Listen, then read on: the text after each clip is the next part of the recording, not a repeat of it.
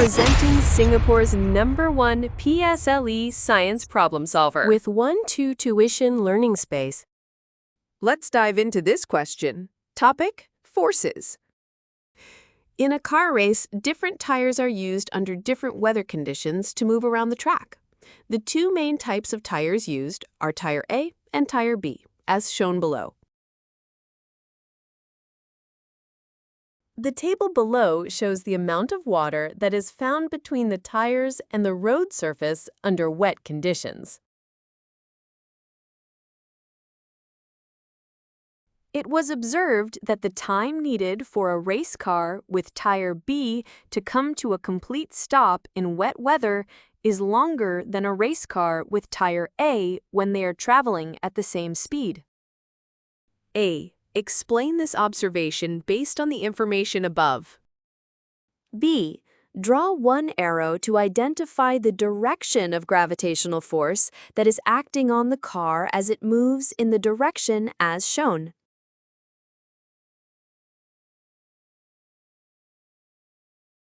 Ready to unlock the secret? Let's do this! This video is just a sneak peek of the cool stuff we do at 1-2 Tuition Learning Space. Our channel is packed with videos where we conquer tricky Singapore PSLE questions with Singapore's #1 PSLE problem solver. So, if you find this helpful, be a hero and subscribe, like, and share.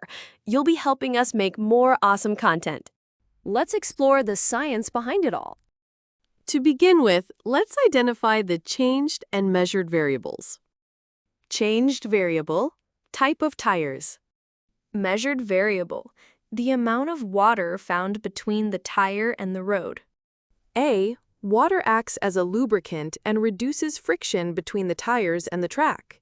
There is more water between Tire B and the surface of the road, so there will be less friction between the tires and the surface of the road.